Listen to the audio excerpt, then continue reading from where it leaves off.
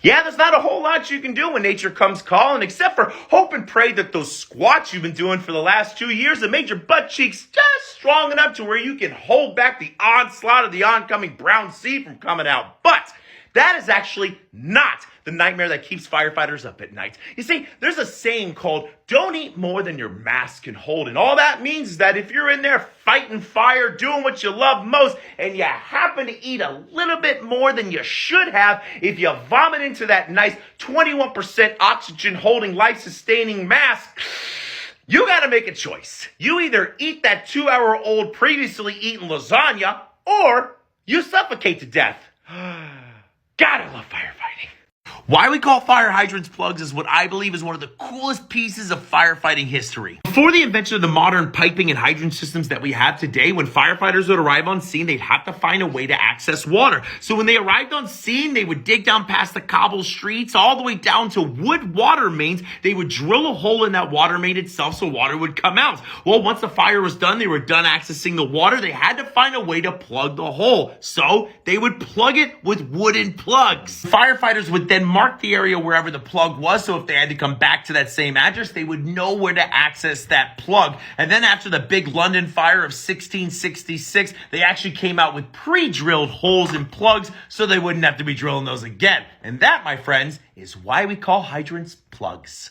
The reason we flush hydrants when it comes to firefighting is because when you have water that looks like this, it tends to have small pieces of sediment, rust, or even rocks inside of it that'll clog up our lovely $500,000 pump. And the last thing we want to do is pump water that looks like it came straight out of a sewage system into our engines, let alone into your beautiful domicile. And since people are weird and they like to put trash inside of hydrants, or when nature throws us an amazing curveball and puts fish inside of certain types of hydrants, we got to be ready for anything and everything at all times. So we flush hydrants to not only protect your dollar, our amazing pumps, but also make sure that we're not pumping fish-flavored poopy water all inside of your home.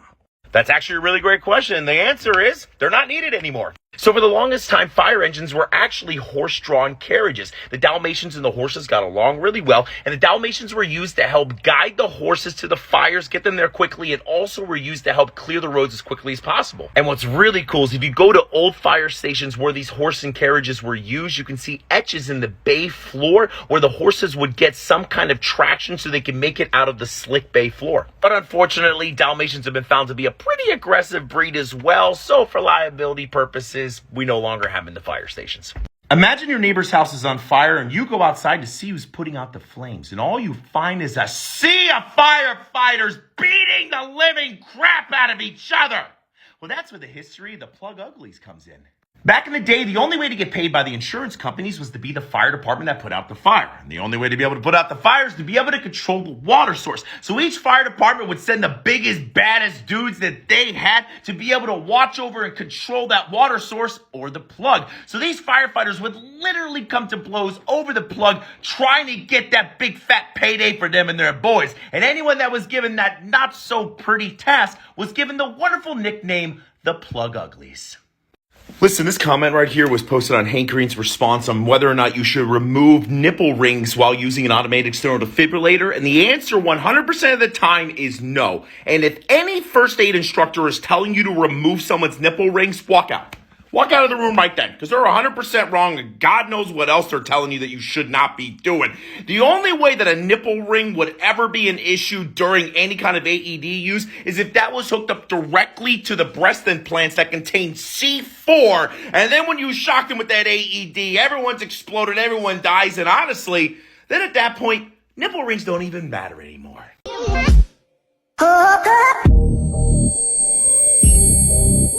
I don't know what you're looking at, Mary. And for the third time, CPR is not 3 compressions, sexy pose. 3 compressions, sexy pose. Okay, a lot of you guys keep asking me, why don't I just take an oxygen cylinder and put it next to my bed so if there is a fire, I can breathe that oxygen and stay alive? Look, fire needs 3 very specific things to exist: a fuel source, heat, and oxygen. Oxygen is an oxidizer, which makes things burn brighter and faster, and having that in your house it's kind of like saying to your girlfriend in the middle of a fight, dude, just calm down.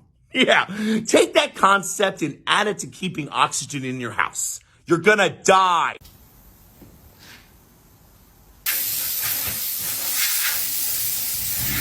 Gentlemen, one word, smother. Constantly spraying oxygen in there is giving the fire exactly what it wants, and it's just making it worse. It's kind of like asking your girlfriend why she's so freaking emotional in the middle of a fight.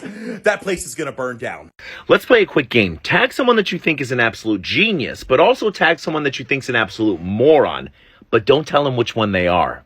Alright guys, I'm going to teach you something that firefighters don't want you to learn. This is water and vinegar, and this is a fire extinguisher. What you do is you put the water on the mirror first, and then you spray the fire extinguisher right on the spot that you want it to break. Hi, one of those firefighters that he's talking about. If you're wondering, that's just water, a dry chemical extinguisher, and one of his lovely friends inside breaking the windows. We don't care what you do. Break out all your windows if you want. Have a blast. The only thing that we don't want you to do is listen to anything that this guy is saying. So, mysteries of TikTok solved. What is up, everybody? I cannot thank you enough for 1 million followers on TikTok. And to say thank you, I want to give away 3 months of Fire Department coffee, a Fire Department coffee mug, Fire Department coffee, and Chronicles swag as well. To enter, all you got to do is follow Fire Department coffee and tag someone in the comments that you would want to enjoy the coffee with. I'll be drawing the winner on Friday. So here's the high quality coffee and medium quality content. Thanks a lot. This fire hose nozzle was invented as a water shield. Dude, what are you talking about? That's like saying bidets were invented so you could have a bathroom water fountain. That thing's called a fog nozzle, and it was invented in 1863 to take advantage of surface to mass ratios for better heat absorption and structure fires. So, yeah, you can use it as a water curtain if you really needed to, but you could also use your bidet as an emergency eye washing station. Reset, reload, see what happens. Could you imagine loading that thing up, pushing the trigger, and then finding out you have a weak pipe after you power launch one of your corn-filled turd biscuits right through your kid's wall and all over their Hello Kitty poster? Hello? Oh, hello. Welcome to the First Responder Haunted House, where we make your biggest fears come to life. Yeah, okay. Real scary with the smoke and everything. Oh, that's not smoke, silly. It's out of my skin flakes. Wait, are you serious? Of course. Welcome to the Q room. I bet you're wondering what those dots all over your skin and the wall are. Dust? They're bed bugs. I gotta get out of here.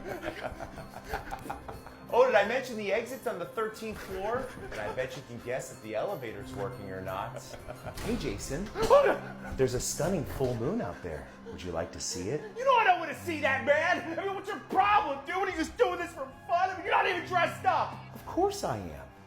I'm dressed up as your relief tomorrow, and I'll be calling out sick 10 minutes before shift change.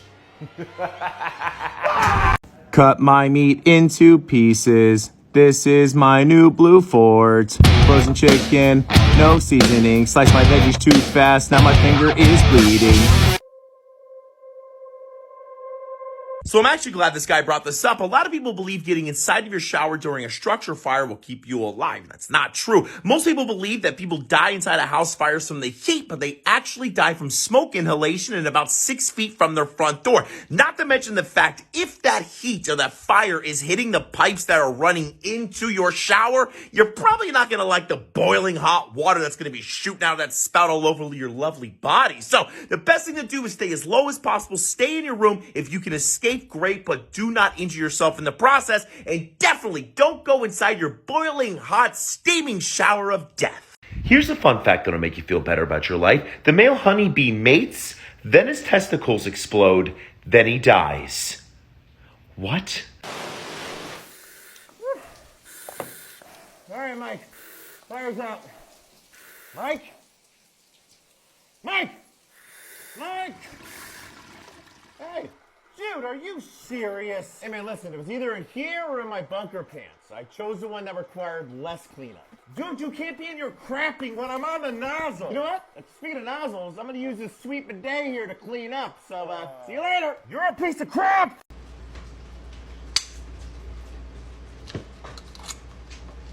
Bum, bum, bum, ka. Another one bites the dust. Hey, what's that?